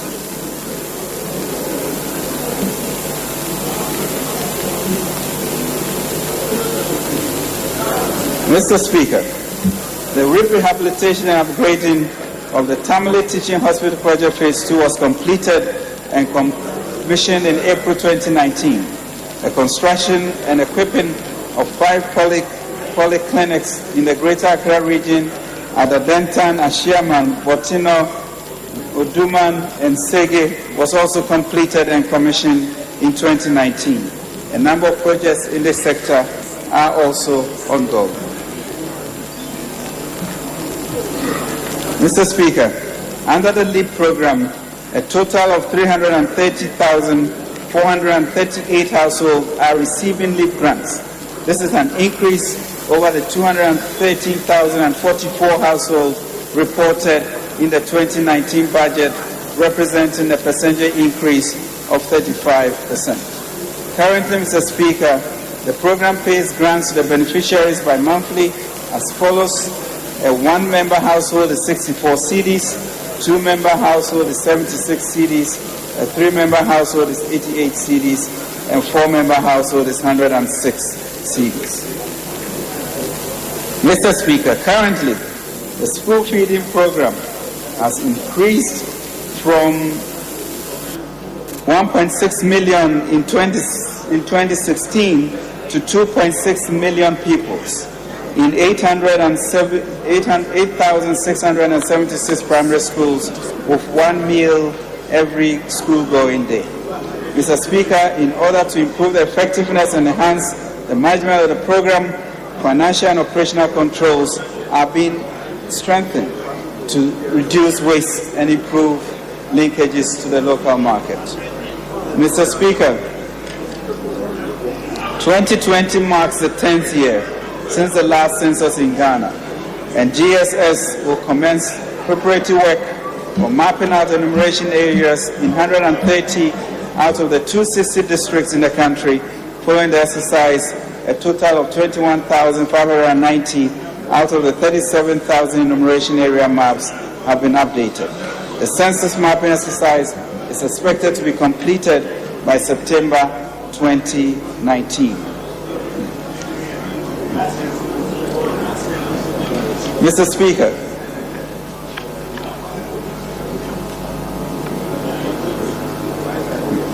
the Electoral Commission has completed the limited registration exercise as part of the arrangements for the revision of the voter register for 2020 elections.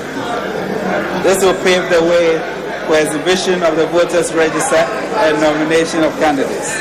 In order to ensure the integrity of the electoral process, the Commission is working towards deployment of a modernized biometric registration and verification solution. Mr. Speaker, the Ghana card registration exercise commenced with institutional registration and enrollment in June 2018 to March 2019. The mass registration exercise, which started in Accra in April 2019, has so far enrolled, Mr. Speaker, 1,793,207 Ghanaians. A total of 1,195,4 415 cards have been printed as at the end of June 2019. Mr. Speaker, on 23rd September 2017, Ghana successfully defended its maritime boundary dispute with Cote d'Ivoire when the ITLOS ruled in favor of Ghana. Mr. Speaker, the Ministry of Defense will begin the construction of a modern forward operating base in Takoradi to enhance maritime security in the western corridor of the country. This post part of government's broader security and will afford the Ghana Armed Forces the ability to protect offshore oil assets, prevent and combat pirate activities, narcotic traffic, and other high-sea crimes.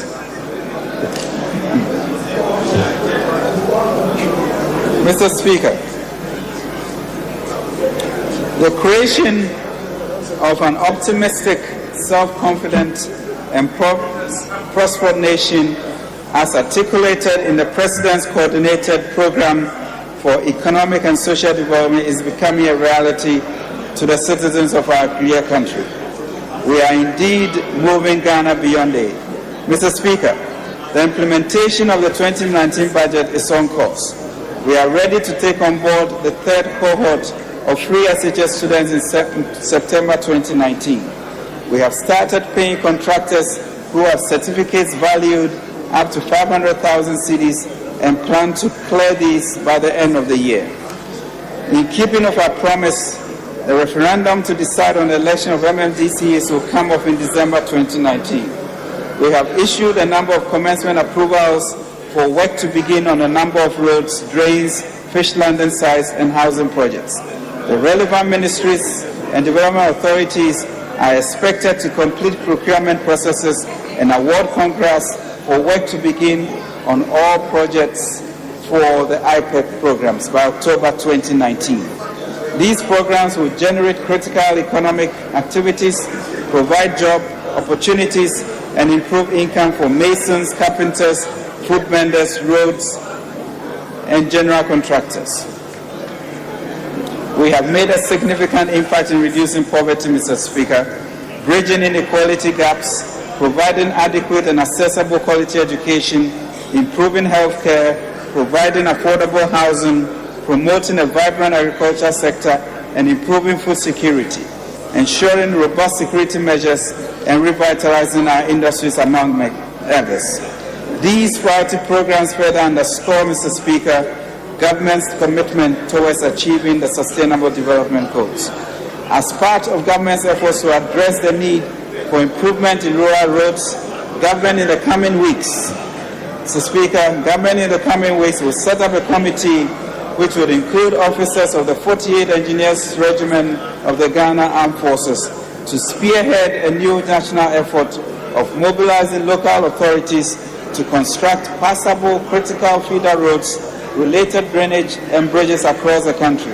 Local authorities will be supported to urgently deploy road equipment by assisting with the repairs of any broken down equipment, providing fuel or renting necessary equipment. We'll work with the ministers for local government and rural development, roads and highways, and the social development initiative to explore all available financing options within the budget. Mr. Speaker, let me once again take the opportunity to thank you for the cordial working relationship we have had.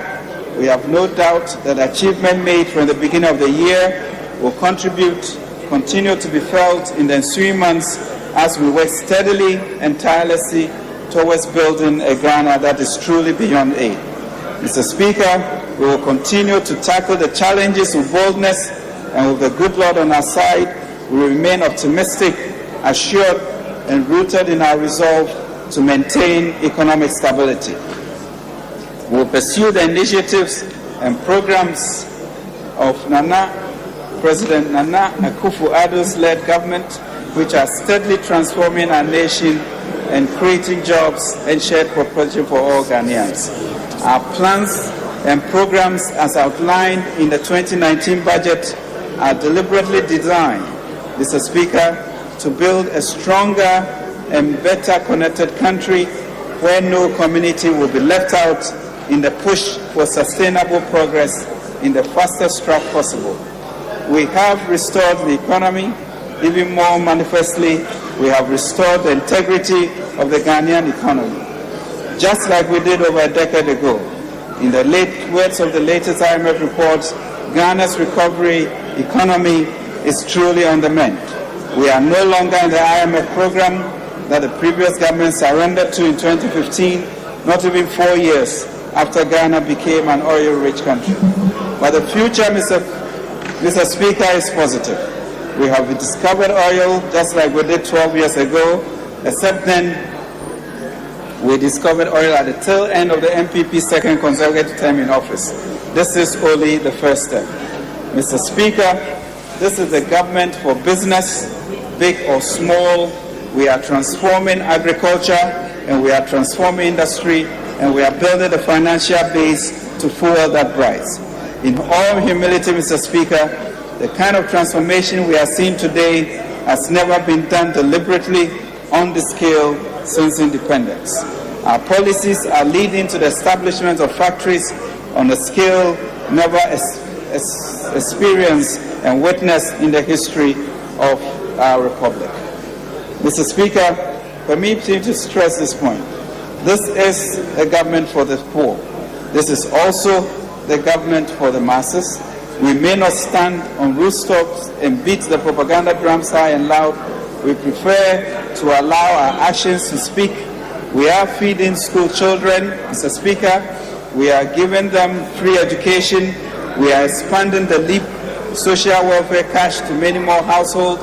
We have revived the national health insurance that we introduced. We have increased social benefits to the physical challenge. We do so, Mr. Speaker, not because we claim to be social democrats, no. We do so because we believe in the principle of empowering the greatest number of people for the greater good. We believe that every Ghanaian has the potential to represent her nation, just as we are in this chamber and have been blessed to do so, and all should be blessed to do so. Mr. Speaker, as I approach the conclusion, I want to make the case that Ghana is in a much better shape than it was when we took office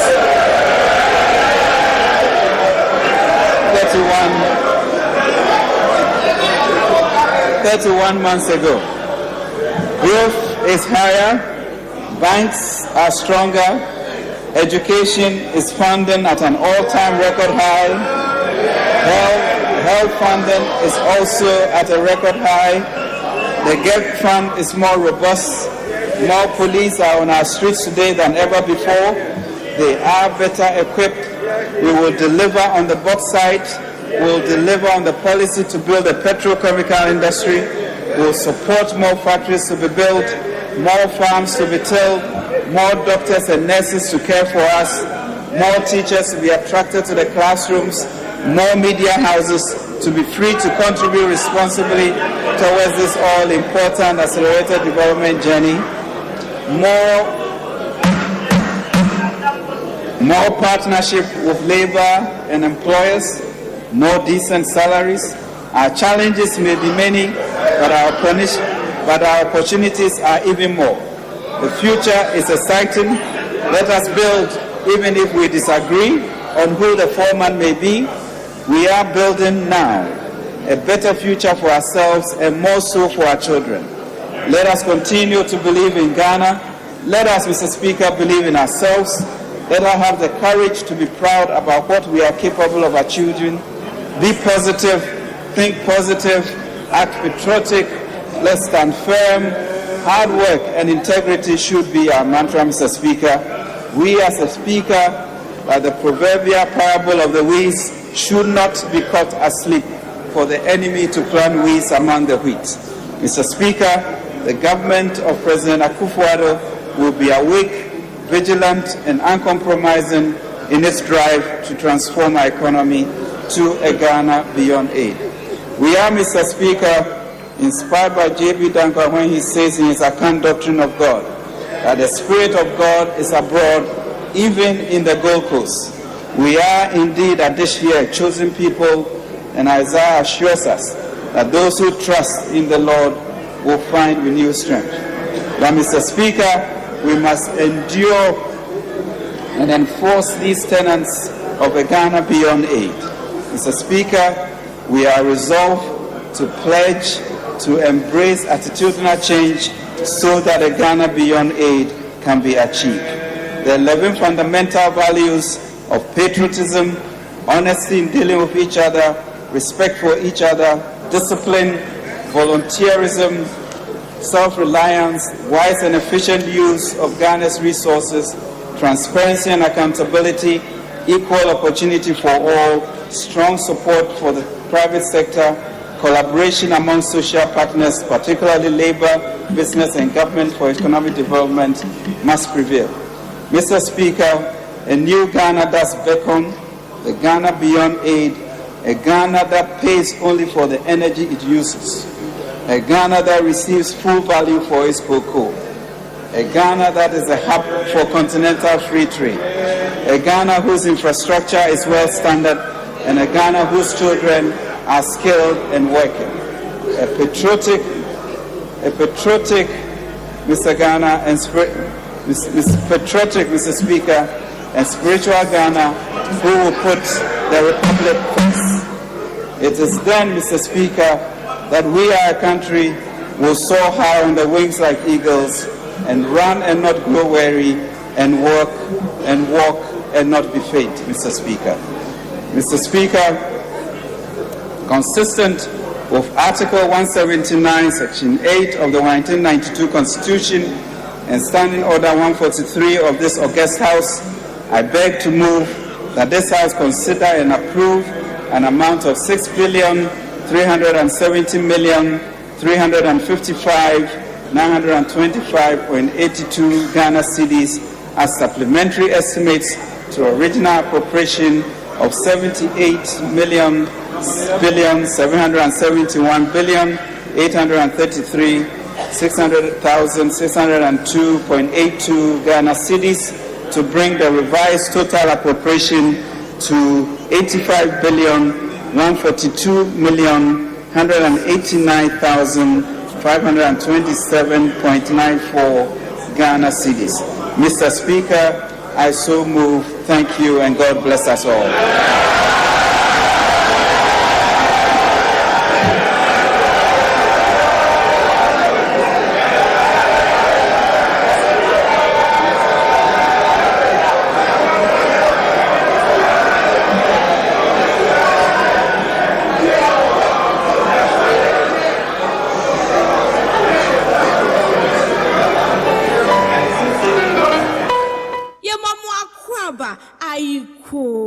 Nana brebro obrimpon okatechi snase woba snase. Neat FM 100.9.